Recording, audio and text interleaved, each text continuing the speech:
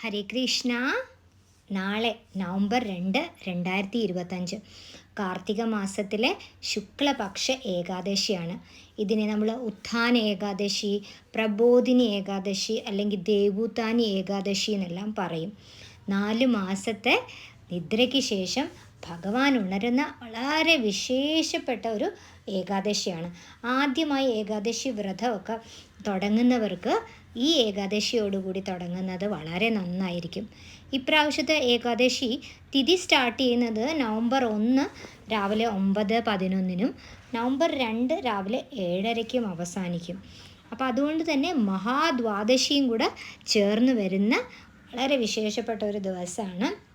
ഇപ്രാവശ്യം ഏകാദശി തിഥിയും മഹാദ്വാദശിയും ത്രയോദശിയും എല്ലാം ഈ വ്രത ടൈമിങ്ങിലുണ്ട്.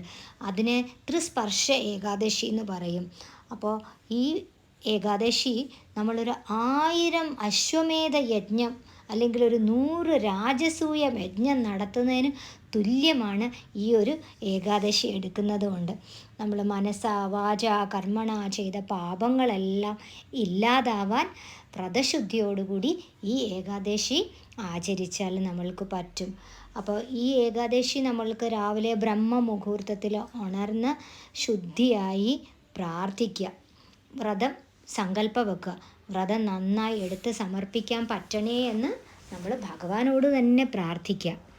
നമ്മൾക്ക് നിർജ്ജലമായിട്ട് വേണമെങ്കിൽ എടുക്കാം, അല്ലെങ്കിൽ ഫ്രൂട്ട്സ് ജലമൊക്കെ കുടിച്ചെടുക്കാം, പാല് വേണമെങ്കിൽ കഴിക്കാം, നട്ട്സൊക്കെ കഴിക്കാം, മണ്ണിനടിയിൽ വളരണ കിഴങ്ങ് വർഗ്ഗങ്ങളൊക്കെ കഴിക്കാം. അപ്പം നമ്മളുടെ ആരോഗ്യസ്ഥിതി അനുസരിച്ചിട്ട് നമ്മൾക്ക് ഏത് രീതിയിലും വേണമെങ്കിലും വ്രതം എടുക്കാം. ഇതിൽ ഭക്ഷണക്രമത്തിനേക്കാൾ ഏറെ പ്രധാനം നമ്മൾ ഉപവാസം എന്ന് ഉദ്ദേശിക്കുമ്പോൾ ഭഗവാനോടൊപ്പം വസിക്കുക എന്നുള്ളതാണ്, അല്ലേ?